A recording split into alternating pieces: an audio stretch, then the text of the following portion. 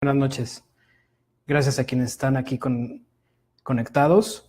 Esta es la primera vez que hacemos esta transmisión en vivo y quiero agradecer a Anaí Escobedo y el grupo que ella coordina, que se llama Corazón de Azúcar México. Ella es mamá de Kenia y creo que las dos me estarán viendo, así que les mandamos muchos saludos. Muchísimas gracias por la invitación y esta es la primera transmisión de un proyecto que estamos iniciando. Algunos de ellos serán en vivo, otros serán videos grabados para subirlos a YouTube. Entonces, pues vamos a empezar a hablar sobre temas que pueden ser interesantes.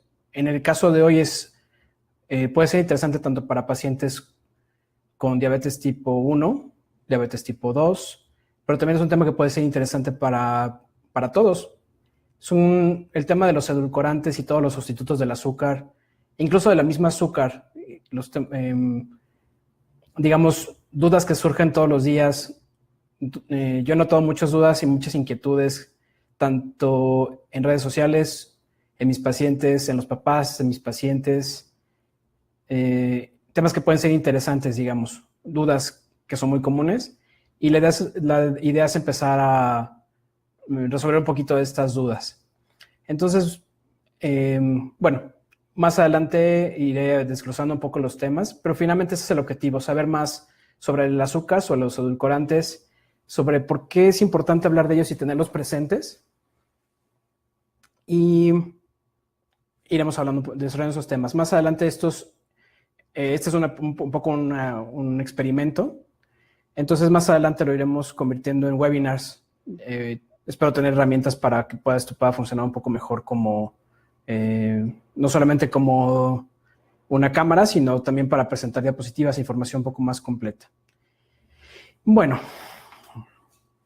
entramos un poco en el tema. ¿Qué son los edulcorantes? Los edulcorantes son todas las sustancias que agregan dulzor. Hay edulcorantes naturales y edulcorantes artificiales. Los más comunes que todos conocemos pues son la miel de abeja, que es la más antigua de todas, conocida desde épocas antiquísimas. Evidentemente el azúcar que puede ser de caña, que puede ser de remolacha, que se utiliza en muchos lugares de Europa. La remolacha es muy semejante al betabel. Y puede ser también de origen natural el jarabe de maíz, que se conoce en muchos sitios como jarabe alto en fructosa. Y pueden ser también de origen sintético. El origen sintético principalmente son edulcorantes no calóricos. La idea de estas sustancias son tan antiguas como finales del siglo XIX. La sacarina se sintetizó en la década de 1870. Originalmente no se le había mucho sentido tener algún ingrediente que pudiera dar dulzor a los alimentos sin calorías. Eran épocas muy diferentes a las actuales. Cuando empezó a haber la diabetes tipo 1, al ser ya no una enfermedad mortal, cuando se aisló la insulina y la diabetes tipo 1 ya no era una sentencia de muerte, digamos, se puede utilizar la sacarina para que los niños pudieran tener alimentos dulces sin que necesariamente aumentara la glucemia. A partir de ahí se empezaron a sintetizar otro tipo de compuestos. Los más comunes que podemos encontrar en la etiqueta en cualquier alimento puede ser, por ejemplo, el ciclamato, el azasulfame K, que estos existen. El ciclamato es de la década de 1930, el azasulfame desde los 70s. Están también los que probablemente son más conocidos para la gran mayoría de quienes nos pueden estar viendo, como puede ser el aspartame, y relativamente más recientes, la sucralosa. Y otros de origen natural que no tienen contenido calórico son los extractos de stevia. Stevia es una planta que contiene una molécula que le imparte dulzor a los alimentos. Y otros más como la inulina de agave o la inulina de achicoria. Estos son compuestos que son azúcares que dan dulzor a los alimentos, pero que no contienen calorías, y que últimamente también ha habido cierto boom, se han hecho más populares. Otros más que tienen ciertas aplicaciones pero son menos usados son los alcoholes no digeribles, como el xilitol, el maltitol y el lactitol. Estos son los que existen y vamos a hablar un poquito de por qué tanta controversia al respecto. Las ventajas que tienen y la ventaja por la que casi todos los utilizamos y por la cual existen en muchos alimentos es que en teoría podemos tener alimentos que tienen el dulzor sin que tengan las calorías. Así nos los venden incluso. Las bebidas, tanto bebidas para deportistas como los refrescos, como muchas bebidas endulzadas contienen estos compuestos. Y el problema es que hay mucha controversia sobre qué tan seguros son para la salud. Entonces, también tendríamos que abrir esa discusión sobre la propia azúcar y sobre el propio jarabe de fructosa, el jarabe de maíz. ¿Qué tan seguros son y qué desventajas tiene?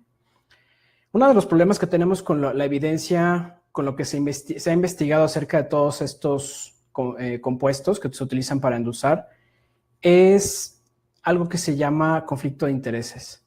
Esto quiere decir, quienes han hecho las investigaciones, en las cuales se basa mucha gente para decidir si son seguros o no, si hay algún riesgo para la salud o no, en muchos casos han sido por investigadores patrocinados por la propia industria. Ese es uno de los grandes problemas. El ejemplo más es una cadena de eventos, digamos, que no ha parado hasta nuestros días. Entonces, por ejemplo, si bien la sacarina existe desde el siglo XIX, final del siglo XIX, el ciclamato desde la década de los 1930, en 1970 en Estados Unidos, el ciclamato se declaró que no era seguro para su consumo. Una figura que existe en Estados Unidos que se llama el cirujano general o el general surgeon hizo una declaración diciendo que el ciclamato no era seguro. ¿En qué se basó? En estudios hechos en los años 60 en ratones, en los cuales se les daba ciertas dosis de ciclamato para ver si eran seguros y los ratones desarrollaban cáncer de vejiga. El problema son dos cuestiones, o tres mejor dicho. Una, que los ratones naturalmente son mucho más propensos, digamos, a desarrollar cáncer de vejiga. Dos, las dosis. A los ratones se les daban dosis de ciclamato, el equivalente a lo que una persona consumiría tomando, digamos, 500 latas de refresco al día, que es una cantidad increíblemente alta. Y tercero, que efectivamente en la época que se hicieron estos estudios, la necesidad de mostrar los conflictos de interés, es decir, para quién trabajaban los investigadores y quién patrocinaba los estudios, no era obligatorio. Y después, aunque no es algo que esté publicado ni haya evidencia clara sobre esto, se sospecha que ha habido, digamos, evidencia periodística de que quienes patrocinaban estos estudios eran otros laboratorios que estaban promoviendo algunos otros edulcorantes. Y lo mismo pasó con la sacarina. El ciclamato sí fue prohibido, aunque en muchos lugares fuera de Estados Unidos se sigue utilizando, incluso en México y en América Latina se utiliza. Con la sacarina pasó algo semejante después del ciclamato, también en los 70s, también se prohibió o se dijo que era insegura. Sin embargo, la sacarina lleva utilizándose muchos años en Europa. Hasta la fecha es un edulcorante muy utilizado porque realmente se ha visto que no se ha demostrado, mejor dicho, que tenga algún riesgo para la salud, como causar cáncer, etcétera. Justamente quien se supone que pudo haber patrocinado estos estudios es el fabricante de lo que hoy conocemos como aspartame, que tiene muchas marcas, las cuales no voy a decir, pero que es uno de los endulzantes más conocidos. A su vez, el aspartame fue puesto a prueba. Uno de los temas que se sugirió en algún momento era que consumir el aspartame, a diferencia de los otros endulzantes que son sintéticos a partir de una molécula, digamos, empezando de cero, el aspartame son dos aminoácidos como los que están en cualquier proteína que están unidos. En teoría, bueno, se llaman aspartato o ácido aspartico y triptófano. Fenilalanina. En teoría, los niveles altos de fenilalanina en el líquido cefalorraquídeo, todo el líquido que rodea el cerebro, podrían ser peligrosos. Se puso a prueba en ratones y empezaron a tener cambios semejantes a los que personas con Alzheimer presentan muy temprano. Pero nuevamente se vio lo mismo que pasó en las investigaciones anteriores. No se declararon los conflictos de interés, no no se declaró digamos, quién estaba patrocinando los estudios, y las dosis que se les daban eran altísimas, también cerca de 400 veces lo que consumiría una persona que toma, bueno, alguien que consumiera 400 refrescos al día, más o menos. Entonces, no queda claro, realmente a dosis normales, difícilmente una persona toma más de, bueno, si bien los hay que llega a tomar 2 litros de refresco al día, tomar 500 litros, perdón, 50 litros es muchísimo, digamos, es poco probable y es irreal. Entonces, sin embargo, esto ha marcado mucho la manera en que se considera a los edulcorantes. Hoy por hoy son utilizados en todo el mundo. Muchas sociedades, incluyendo la Asociación Americana del Corazón, la Asociación Americana de Diabetes, varias asociaciones europeas, lo declaran como seguro. Incluso la FDA y la Agencia Europea de Medicamentos los consideran seguros. El problema no es que causen cáncer o que causen Alzheimer. Lo que se pone en duda hoy, que es algo que tenemos que tener presente, es si el consumo, especialmente en bebidas azucaradas, y eso es importante, digamos, separarlo. Uno es el consumo que se tiene en los alimentos, cuando se ponen en alimentos que normalmente se endulzarían con azúcar o con miel o con jarabe de maíz, se hacen cantidades mucho menores de lo que se utiliza para las bebidas tipo refresco de cola o cualquier otro tipo de refresco. En el consumo para bebidas, es decir, que se consumen grandes cantidades junto con líquido, una de las cosas que se sospecha y que se ha investigado en los últimos años es qué tanto este consumo de estas bebidas en particular puede no ser tan benéfico.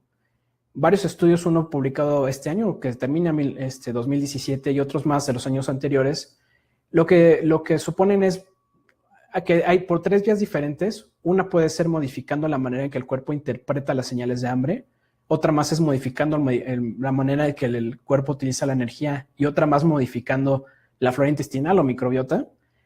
Puede interferir con estos 3 mecanismos, y entonces lo que podría hacer es causar más hambre, y entonces esta idea de que consumir bebidas light o sin azúcar ayudaría a bajar de peso termina siendo nula, porque termina aumentando el apetito o modificando la forma en que el cuerpo maneja la energía, digamos, e incluso podría tener ciertos efectos negativos a largo plazo, como aumentar las necesidades de insulina del cuerpo, etc. Eso es lo que sí se está investigando, y es por lo cual, más que pensar en si nos hacen daño o no, tiene que ver con la cantidad. Y otro tema importante al hablar de los edulcorantes es ¿qué tanto necesitamos el dulzor? Hace poco escribí en una revista, lo puse en mi blog y es algo que quiero comentar aquí también. Creo que en general, en muchos lados del mundo, no solo en México y América Latina, sino en otros sitios, estamos demasiado acostumbrados a tomar las cosas muy dulces, es decir, un café muy dulce, bebidas azucaradas, etc. Y ya sea edulcorantes, azúcar de caña, aunque pocos refrescos ya se hacen con azúcar de caña, o el jarabe alto en fructosa, el problema es que consumimos demasiados, ya sea edulcorantes naturales o artificiales. Y eso finalmente es el problema. A los niños cada vez los acostumbramos menos a tomar agua natural. A los niños, nosotros mismos nos estamos acostumbrados a tomar el café con mucho azúcar. Todo este artículo que ustedes lo pueden ver en mi blog, si entran a la página. Lo puse también en esta misma página de Facebook hace unos días. Y fue una tienda de conveniencia, no había el café americano que normalmente tomaba. Quise tomar un café de maquinita, de estos que uno le aprieta el botón y sale ya preparado, y era tan dulce que me picaba la lengua. Y al preguntarle al de la tienda, oye, ¿no hay otra alternativa? Me decía, no, es que la gente si no está tan dulce no se lo toma. Estamos demasiado acostumbrados a lo dulce, y esa parte tendría que ser como lo que teníamos que pensar un poco más. Las alternativas más recientes, por ejemplo, la sucralosa, la de sobrecito amarillo, no voy a decir marcas, y el stevia. Stevia se llama la planta, y por eso se puede llamar así, aunque tiene diferentes marcas. La sucralosa es la sacarosa normal, que es el azúcar de mesa, el azúcar normal, común y corriente, pero por un proceso químico que se le pone una molécula de cloro para que no se digerible por el cuerpo. Y igual que en los otros casos, no se ha determinado que sea peligrosa para la salud, que tenga algún riesgo, pero sí también está en discusión si realmente puede tener algún efecto. Particularmente en esta molécula, particularmente con esta molécula, uno de los problemas es que se piensa que podría tener algún efecto en la flora intestinal.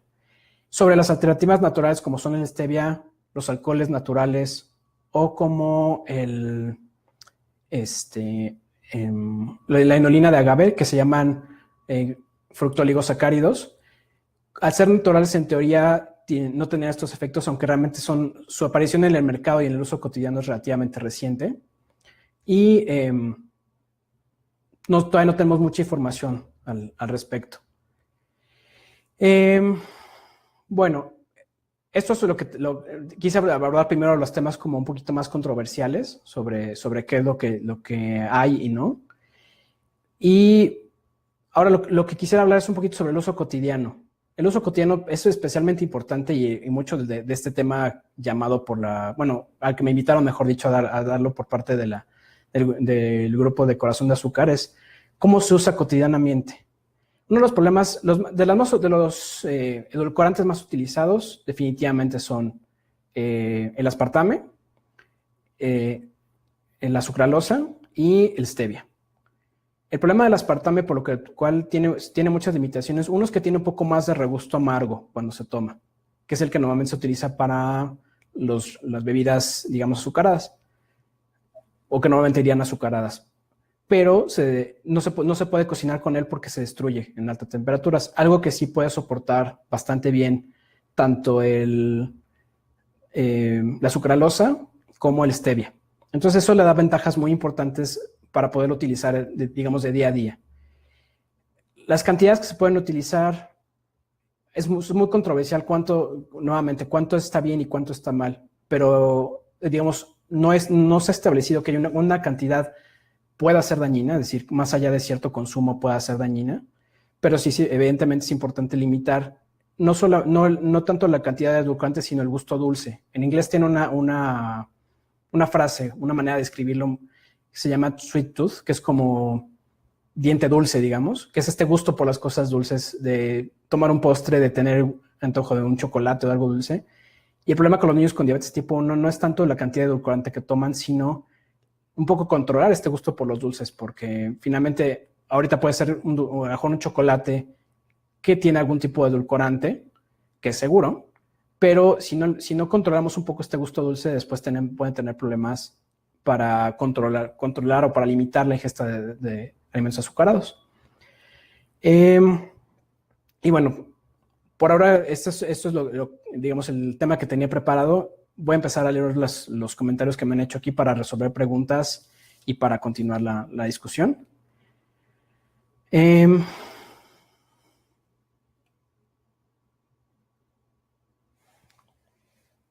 doctor Carlos Santillón me pone un comentario aquí. Muchísimas gracias. Muchos saludos, Carlos. Que hablemos sobre el uso de los diferentes edulcorantes en la vida cotidiana. Y sí, efectivamente, uno de los puntos importantes sobre los edulcorantes es no irnos siempre con la finta de decir que es bajo en azúcar necesariamente, o que es light, o que tiene alto en fibra, muchas etiquetas que pueden ser engañosas. Es importante realmente leer las etiquetas. Los pacientes con diabetes tipo 1, por supuesto que saben hacerlo, o tienen que saber hacerlo, leer las etiquetas, contar carbohidratos, pero muchas veces saber realmente en qué punto están o qué tanto están quitando carbohidratos o azúcares y lo están reemplazando por edulcorantes. Los edulcorantes tienen un punto importante para los niños. Los niños son niños y muchas veces quieren dulces, y esa es una realidad de la vida. Entonces hay alternativas, algunas más saludables que otras. Uno de los puntos en los que me parece que más se ha desarrollado esta parte es en los chocolates. Los chocolates existen de varios tipos, hay muchas marcas cada vez más comerciales, otras más tipo gourmet, y con lo que suelen estar endulzados son con stevia, con sucralosa y con los alcoholes no digeribles. Los alcoholes no digeribles son dulces, son de origen natural, son solamente compuestos que se han modificado para que no tengan calorías. El problema es que no se pueden consumir en grandes cantidades porque se suelen fermentar en el intestino y pueden causar tanto diarrea como gases. Pero en cantidades pequeñas se suelen incluir desde el xilitol, que es muy común que se encuentre en ciertos chicles, en ciertas marcas de goma de mascar, porque incluso aparentemente tiene cierto efecto benéfico sobre los dientes, como el maltitol y xilitol, que suelen estar contenidos en algunos otros chocolates más de tipo gourmet. Otro tipo de dulces que también cada vez los encontramos más. Al final los caramelos normalmente están hechos meramente de azúcar normal. Pero hay otro tipo de dulces que cada vez encontramos más que están reducidos en azúcar o de plano no contienen azúcar y están hechos con otro tipo de compuestos como gomas, como pectinas, etcétera, que no son azúcares, que no aportan azúcar y que lo que hacen es dar, y se están mezclados con algún edulcorante y es una buena alternativa para ayudarle a los niños con diabetes tipo 1 cuando tienen algún antojo. Nuevamente, sobre las bebidas azucaradas, los refrescos o las bebidas que tienen edulcorantes en grandes cantidades, los niños ocasionalmente van a una fiesta y ocasionalmente tomarse algún vaso de refresco de refresco de dieta que tiene aspartame o que tiene alguno de los otros compuestos, acesulfame K, ciclamato, etcétera. No está mal, siempre y cuando nuevamente sea con moderación. Finalmente los niños su bebida principal tiene que ser siempre el agua natural. No nos interesa que tenga grandes cantidades de calorías, ni de cafeína, ni de azúcar, ni de nada más. Pues quienes están viendo, me interesaría mucho si tienen alguna otra pregunta o comentario para irlo respondiendo en vivo. Y aquí Anaí también ya se conectó. Muchos saludos, Anaí.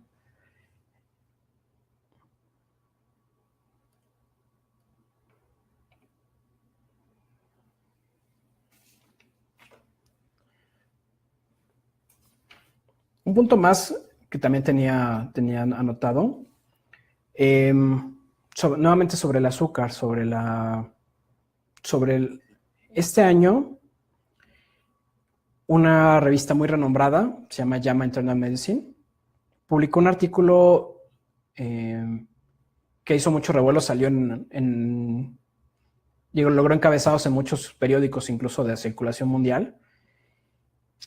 Encontraron varios investigadores en Estados Unidos, como parte de su tesis de doctorado, encontraron documentos que provienen de los años 60.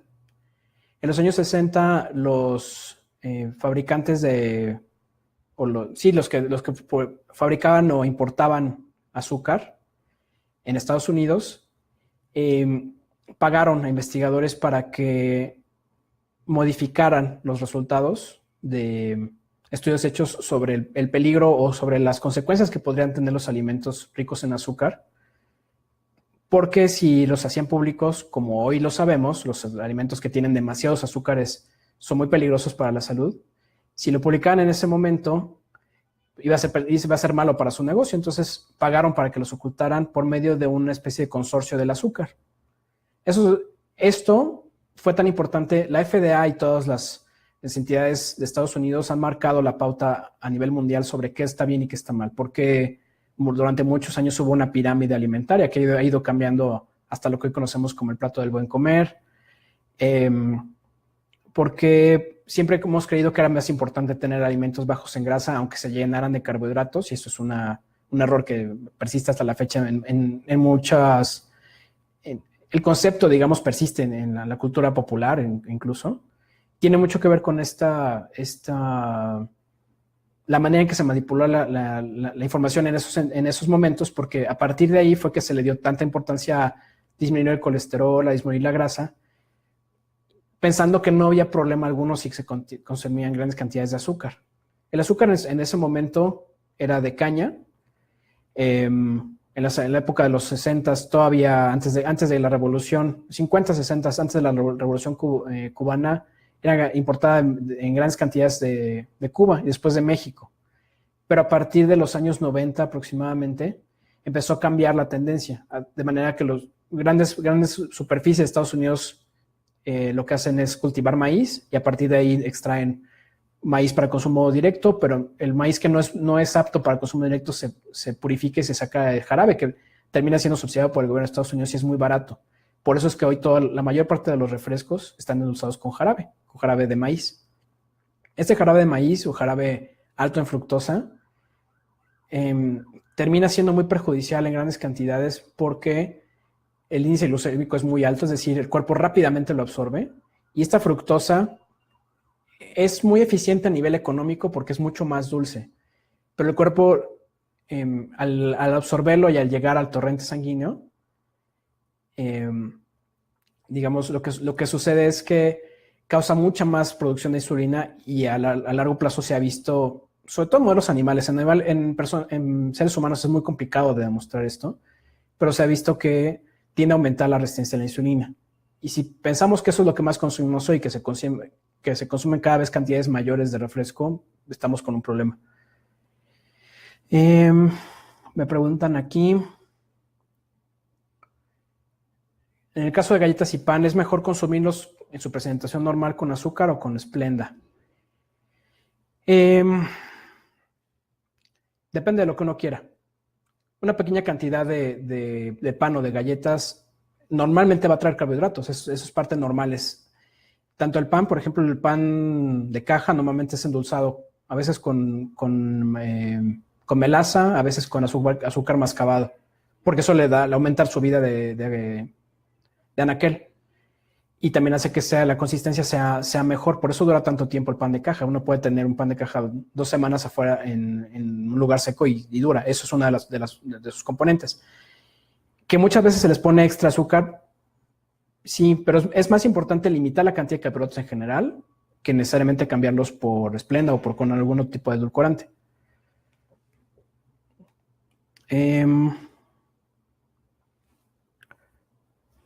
A ver.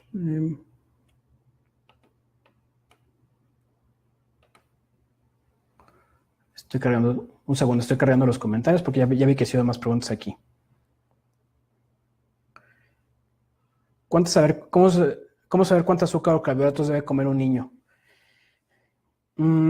Es más complicado de lo que puedo explicar aquí. A lo mejor también en algún momento podríamos hacer esa plática. Es muy común que demos este tema cuando hablamos con niños y papás que tienen, niños que tienen diabetes tipo 1 y sus papás, que son quienes tienen que ayudarles a comer. Pero los carbohidratos deben ser el 50% de las calorías de los niños, pero principalmente deben de provenir de fuentes no refinadas, es decir, de fruta, de granos enteros, y tratar de disminuir de lácteos, perdón, y tratar de disminuir el consumo de azúcares refinados, es decir, nuevamente de azúcar, de jarabe de maíz, etcétera. La stevia no sube el nivel de glucosa. No sube el nivel de glucosa. La stevia lo que tiene es un compuesto que se llama steviol, que endulza, estimula la lengua para que uno lo pueda sentir dulce, pero no tiene calorías y no lo absorbe el cuerpo. No se sabe aún cuáles pueden ser los efectos a nivel metabólico, se está estudiando, pero no sube la glucosa.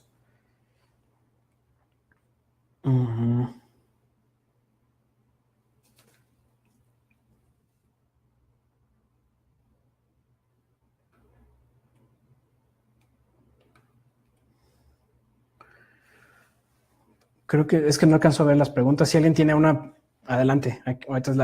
Ahora es el momento de contestarlas.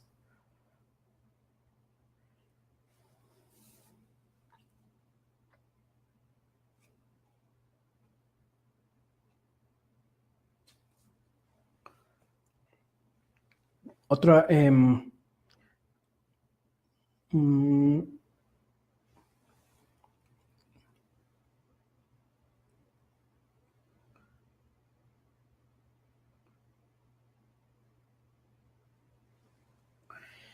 Me preguntan ahí sobre usar algún edulcorante. ¿Cuál recomiendas? ¿Splenda, stevia o cuál? Particularmente yo me inclino más hacia los naturales, que son el stevia y la inulina de agave. La inulina de agave es un producto de desecho que normalmente se desechaba cuando se producía el tequila o el mezcal. Últimamente se dieron cuenta que tiene potencial económico, comercial, y lo empiezan a vender en sobres. Es poco comercializado, es poco conocido, pero una de las grandes ventajas que tiene respecto a cualquier otro edulcorante es que no solamente es edulcorante y no solamente es natural, sino que la inulina tiene un efecto de estimular el crecimiento de la flora intestinal, de la microbiota. En algunos casos incluso puede... El problema para su comercialización, digamos, en general, es que si no se utiliza algo que se llama emulsificante o algunos otros compuestos que evitan que se haga grumos, al tratar de disolverlo, por ejemplo, al abrir un sobre y ponerlo en un café, en un té, se tiende a hacer como grumos. Ya encontró alguien alguna manera de hacerlo que no pase así y ya lo venden en sobres y es bastante útil. El stevia sería el segundo, que es más natural. El Splenda es seguro, es bastante... o sea, está bastante bien demostrado que no tiene efectos adversos, pero de alguna manera los otros, al ser de origen vegetal, en teoría podrían ser tener menos efectos adversos, pero nuevamente, como mencionaba desde el principio, no tenemos mucha evidencia. Aún están empezando a hacerse los estudios a largo plazo sobre qué tan seguros y qué tan benéficos son. Pregunta aquí Alex Amperio. ¿Está bien que mi hija endulce con Splenda o es mejor la stevia? Nuevamente, creo que los dos son muy semejantes. Particularmente, y es un gusto muy, muy personal, me gusta un poco más el stevia, pero cualquiera de los dos puede ser utilizado de manera segura. De Annie. Ah, sí, ese es la inulina de agave.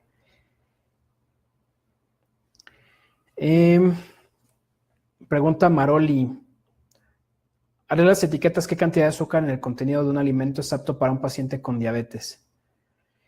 Es necesario ver el contenido completo, digamos, o tener la imagen completa. Es necesario saber cuántos carbohidratos totales tiene, cuántos de ellos son azúcares, porque hay carbohidratos que no son necesariamente azúcares y no los absorbemos.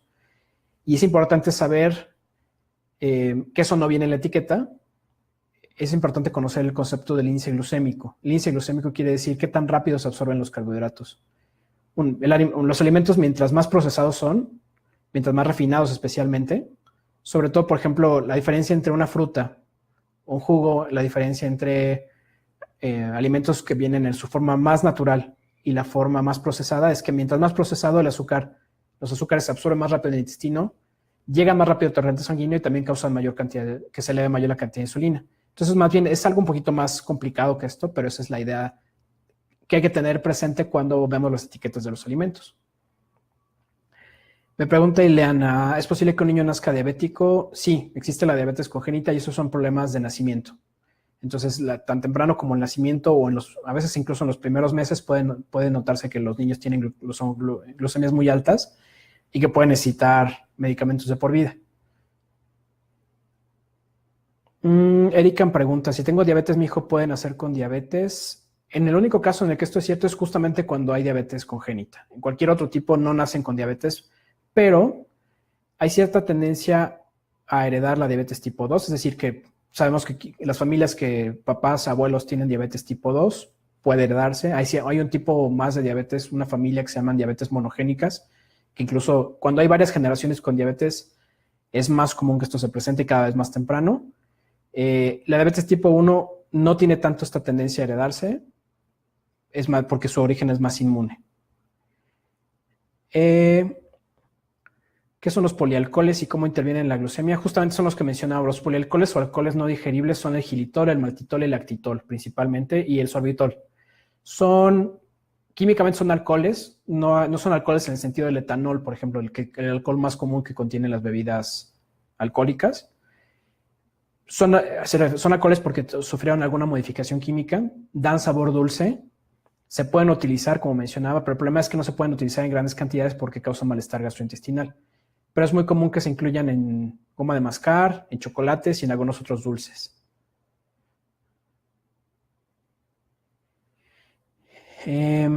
¿Por qué el Splenda es el único aprobado por la Sociedad Mexicana de Diabetes? Es lo que me pregunta Gina. Tiene mucho que ver con las sociedades y sus propias políticas internas. Mucho tiempo el aspartame estuvo aprobado por muchas sociedades. La sociedad, como mencioné en algún momento, la Sociedad Americana de Diabetes, la Sociedad Americana del Corazón, Incluso me parece, no estoy seguro, pero creo que la Asociación Americana de Pediatría también ha dicho que estos son seguros todos. La razón por la cual prefiere uno sobre otro depende mucho más de las decisiones internas de las sociedades o de las asociaciones que de los propios edulcorantes. En que en general se considera que todos son seguros para niños en cantidades moderadas.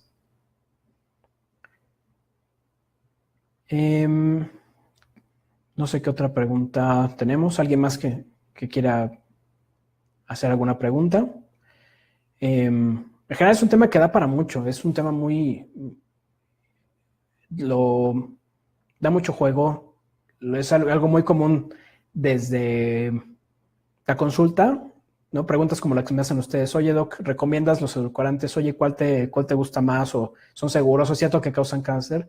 Hasta las cenas familiares, ¿no? O hasta las cenas con amigos. Y uno de los problemas, nuevamente, retomo un poco para quienes se pueden haber incorporado más tarde, uno de los problemas que tenemos con la información acerca de los edulcorantes es que está muy manipulada. Yo procuro hacer algo que se llama medicina basada en evidencia, es decir, buscar la mejor evidencia disponible.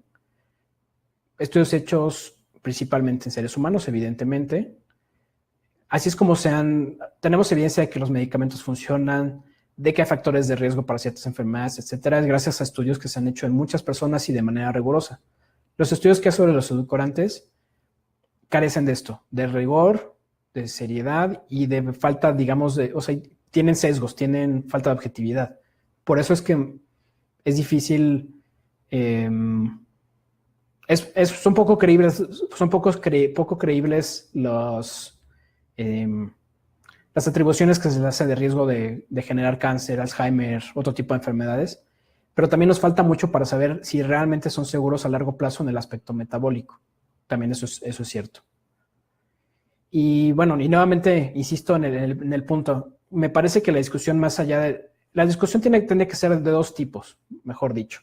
Una es quienes viven día a día la diabetes, especialmente niños y familiares con diabetes tipo 1, les interesa esta información porque es algo que necesitan, porque los niños eventualmente tienen que echar mano de esto porque pues son niños y no siempre, lo más que puedan evitar el consumo de azúcar refinada, pues evidentemente es muy bueno para ellos, pero ocasionalmente podrán necesitarlo porque su vida tiene que continuar y necesitan edulcorantes en su vida. La otra discusión es para quienes no tenemos diabetes o para quienes pueden tener diabetes tipo 2 como adultos. ¿Qué tanto necesitamos el dulce en nuestra vida? Es decir, ¿qué tanto nos hemos acostumbrado a vivir con refresco, a vivir con jugos, a vivir con aguas que pensamos que son aguas muy sanas porque le hicimos de limón o de fruta, pero le estamos poniendo una cantidad de azúcar muy semejante a la que llegan los refrescos, por ejemplo? Les cuento mi historia particular. De niño y de adolescente, yo probablemente fui algo muy parecido a un junkie de refrescos, ¿no? Yo tampoco tomaba agua natural y pasaba de refresco light al refresco normal. Y hasta que un día, casi por una apuesta, decidí desintoxicarme, me di cuenta de cuánta azúcar tomaba. Y prácticamente desde el segundo año de la carrera no tomo refrescos. Quien me conoce sabe que tomo agua mineral, agua natural. Ocasionalmente tomo algún refresco, pero no tomo, o sea, no es parte de mi vida. Mientras que veo mucha gente que conozco y son desde mi familia hasta gente conocida que viven con el refresco en la mano, ¿no? Con el refresco de cola. Y que dicen, es que aunque sea un poquito, pero me tomo algo. El problema es eso. Especialmente el tema de los edulcorantes es más preocupante en las bebidas. Los alimentos que lo contienen, las cantidades son pequeñas y está de alguna manera ayudando a que el alimento disminuya la cantidad de azúcar. Es que eso está bien. El problema son las bebidas que tienen grandes cantidades de edulcorantes. Pregunta de ella. ¿Es falso que provocan cáncer o que son dañinos? Hasta donde tenemos evidencia, sí. O sea, no hay ninguna evidencia de que producen cáncer o que son dañinos en el sentido de que causan enfermedades crónicas. Nuevamente, nos falta mucha evidencia y faltan muchos estudios para saber si a largo plazo en el aspecto metabólico, es decir, en la manera en que el cuerpo utiliza la energía, utiliza los azúcares, si puede aumentar el riesgo, por ejemplo, de obesidad o de hipertensión o de diabetes. Nos hace falta mucha evidencia, pero hasta donde tenemos información al momento, no aumentan significativamente estos riesgos. Armando, saludos Armando. No, no hay diferencia metabólica entre el azúcar mascabado y azúcar refinada. La única diferencia entre ambas, el azúcar refinada es el jugo de la caña que se lleva al proceso de cocción hasta el final, hasta que sale blanca. Porque hubo un tiempo en el que las cosas, mientras más blancas, igual tanto el azúcar como la harina, se consideraba que eran de mejor calidad. El azúcar mascabado se detiene el proceso un poquito antes para que contenga un poco para que le quede un poco de glucosa en forma, que es cuando se le quita completamente la parte oscura, lo que queda es por un lado melaza y por otro lado azúcar refinada. El azúcar mascabado se detiene un poquito antes para que le quede un poquito de melaza al azúcar y sea morena. Pero es un tema de sabor. Metabólicamente no hay ninguna diferencia. Ileana me pregunta, mi mamá tiene diabetes y Alzheimer, ¿están vinculadas? Probablemente sí, se ha visto que en ciertas personas que son susceptibles, la diabetes puede no necesariamente desencadenar, pero sí empeorar el deterioro neurológico cuando las personas mayores tienen Alzheimer. Gina, saludos Gina. ¿Qué azúcares tienen las fórmulas lácteas? La leche naturalmente contiene lactosa. La lactosa es un compuesto que tiene dos azúcares simples que se llaman galactosa y glucosa. Se tiene que separar en el intestino para que puedan ser absorbidas. Cuando no se separan y llegan al intestino grueso, las bacterias la digieren, la fermentan y producen gases. Por eso mucha gente que se considera que es intolerante a la lactosa, lo que sucede es esto, que no la pueden romper, no la pueden absorber y quien la termina aprovechando son las bacterias de su intestino. Entonces muchas fórmulas confort o muchas fórmulas libres de lactosa tienen porcentajes mucho menores de lactosa que las habituales. Ani me pregunta, ¿la diabetes tipo 1 es autoinmune? No, ya está respondiendo algo, perdón. Maroli dice, tengo diabetes tipo 1 y mi hijo también pudo habérsela heredado. Yo te sugiero cambiar el enfoque. Cuando son la diabetes tipo 1, habitualmente no se hereda. Hay dos posibilidades. Una es que sea un problema inmune, que se llaman síndromes poliglandulares autoinmunes, o que esté mal diagnosticada, bueno, no mal diagnosticada, sino que pueda ser que se haya comportado como diabetes tipo 1, pero que en realidad sea una diabetes monogénica. Entonces, yo pensaría que es alguna de esas dos alternativas. Bueno, ¿alguna otra pregunta? Muchísimas gracias, ya vi que hicieron muchos comentarios, hay mucha gente conectada, muchísimas gracias. Este es el primer experimento que estamos haciendo, esperamos que sea el primero de muchos. Hay muchas cosas de las que tenemos que hablar. Y mi idea, lo comenté al principio, pero también ahorita para los que se fueron incorporando. Ahorita es un Facebook Live. Los siguientes, la idea es que sean webinars, es decir, que poner diapositivas, encontrar la manera de ir poniendo diapositivas para que sea algo más parecido a una pequeña presentación con información visual también. Y una parte podrán ser en vivo, otra parte la idea que tengo es subirlas a YouTube para que estén disponibles en cápsulas un poquito más cortas de 5 o 7 minutos, pero finalmente creo que es mucha información que podemos dar a conocer. Bueno, pues ya llevamos aquí 45 minutos. Esta charla se quedará en la página y espero que después tengamos más. Si ustedes que están ahorita viéndola o quienes lo ven más adelante quieren sugerirnos temas o quieren sugerirme, de qué hablemos, sus comentarios son más que bienvenidos. También observaciones sobre, esto lo estoy haciendo en mi consultorio, con una cámara y con un micrófono. También espero eventualmente mejorar la calidad del video. Si tienen observaciones sobre eso, también todo es bienvenido.